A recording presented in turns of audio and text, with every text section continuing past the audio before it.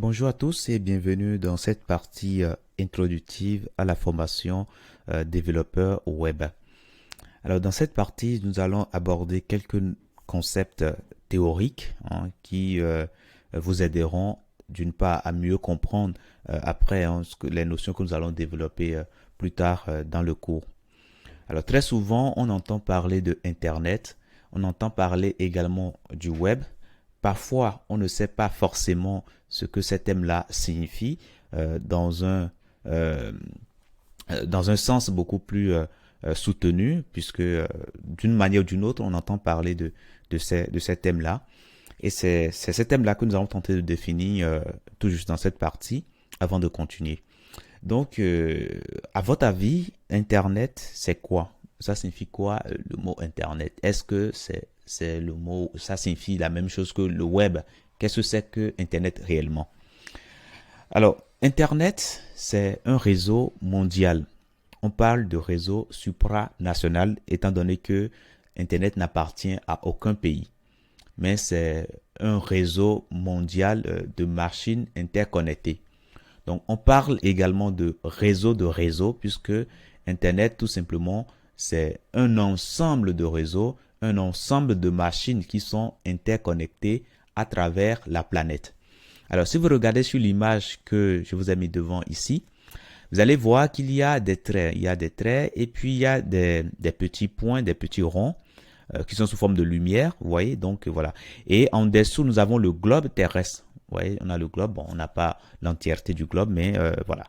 Donc, en gros, ces points que nous avons, ces petits points, ces petits ronds que nous avons par-ci, par-là, eh bien, c'est les machines. Ces points représentent les machines. Et les traits que nous avons qui relient chaque point, eh bien, c'est la connexion qu'il y a entre chaque machine. On parlera plutôt de réseau. Donc, les machines sont en réseau, ils sont reliés par ces traits-là qui sont tout simplement les réseaux.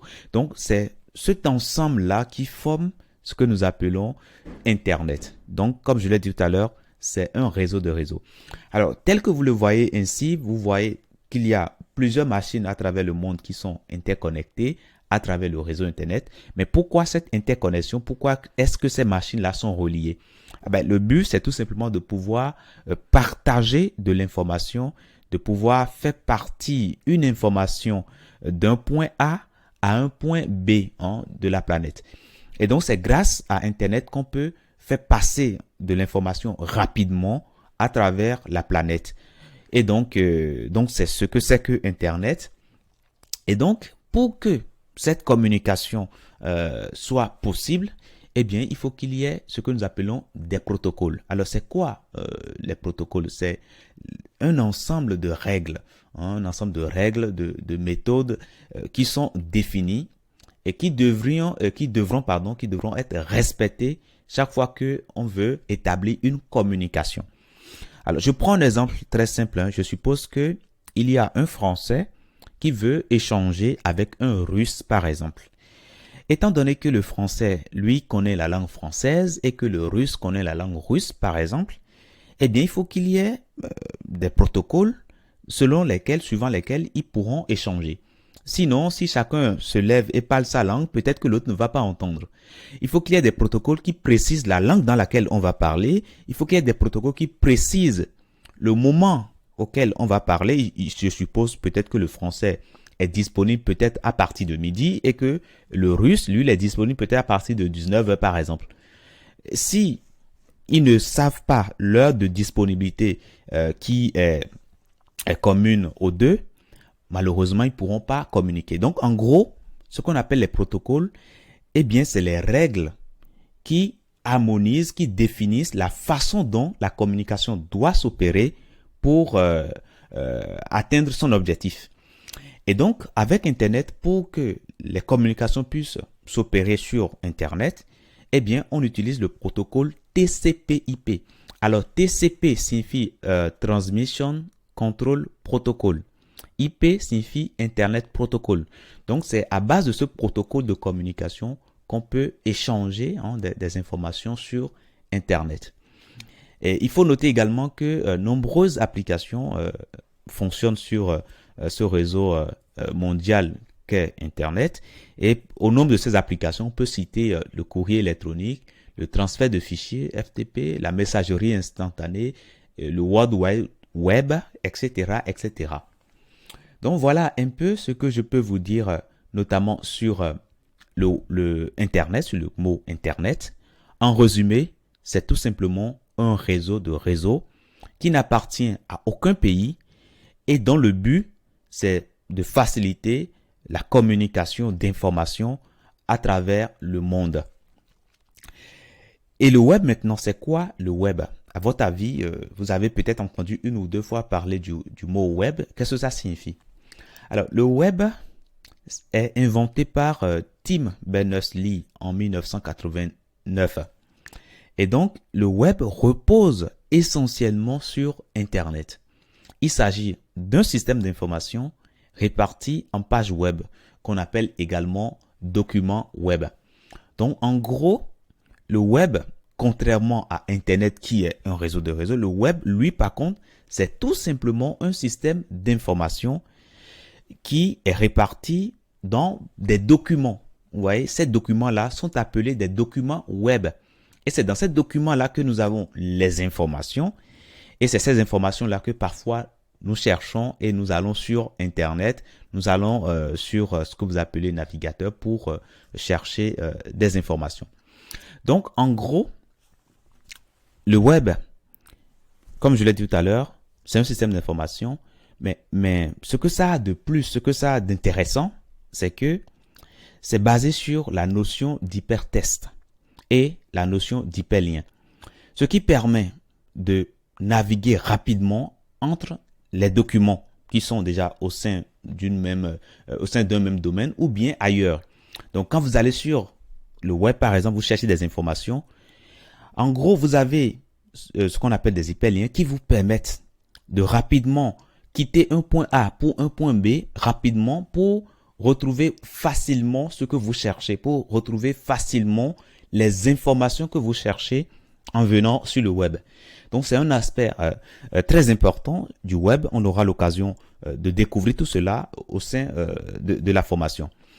Et donc, le web, comme je l'ai dit tout à l'heure, comme il s'agit d'un système d'information, il faut qu'il y ait des personnes qui seraient en quête d'informations, qui iraient sur ce web-là. Et le web doit répondre à ces personnes-là pour leur donner la réponse. Donc, en gros, on revient encore sur le mot dont on avait parlé, le mot qu'on a répété plusieurs fois, la communication. Donc, sur le web également, il y a la communication. Et cette communication ne peut s'établir que grâce au protocole. Donc, chaque fois qu'il doit y avoir de communication entre deux personnes ou plusieurs personnes, il faut forcément qu'il y ait des protocoles qui établissent les règles et les façons dont cela doit s'opérer. Donc, pour le web, eh bien, on utilise les protocoles HTTP ou bien HTTPS.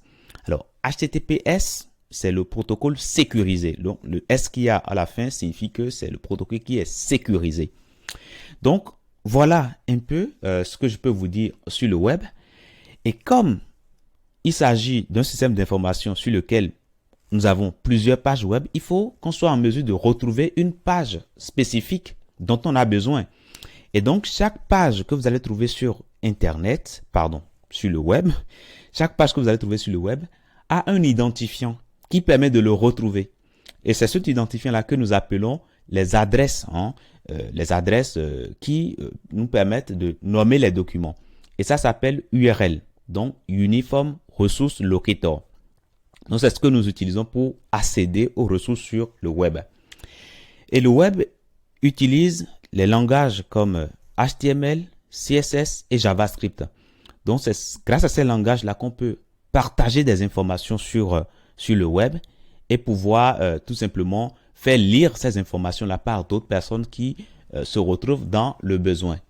Et une dernière chose que je vais vous dire également sur le web, c'est que c'est les logiciels qu'on appelle les navigateurs qui nous permettent d'accéder à ce monde-là, qui nous permettent de faire la demande des documents, de pouvoir les récupérer, des documents web bien entendu, de pouvoir les récupérer, de pouvoir interpréter en ces documents-là, puisque il serait un peu difficile aux humains d'interpréter directement les documents web. Donc, c'est le navigateur qui récupère ces documents-là, les interprète et nous fournissent tout simplement des pages qui sont lisibles et compréhensibles. Et nous, en tant qu'humains, on lit tout simplement et on comprend et on avance. Donc, voilà un peu ce que c'est que le web. Donc, en résumé, le web n'est pas Internet, contrairement aux idées reçues. Le web, c'est tout simplement un système d'information qui est réparti, dont les informations sont réparties en pages web. On parlera également de documents web. Et ce qui est très avantageux, notamment sur les pages web, qui sont pas les mêmes que les pages ordinaires qu'on retrouve, eh bien, c'est que ces pages sont basées sur la notion d'hypertexte et d'hyperlien, ce qui facilite la recherche d'informations parce qu'on peut rapidement naviguer d'un point A à un point B facilement, sans difficulté. Et pour finir, pour accéder au monde du web, on utilise ce que nous appelons les navigateurs. Donc, c'est les navigateurs qui nous permettent d'accéder au web, de consulter les ressources, les documents qui se retrouvent sur le web. Donc, voilà un peu ce que je tenais à vous dire dans cette partie. Je vous dis merci et à tout de suite dans la prochaine.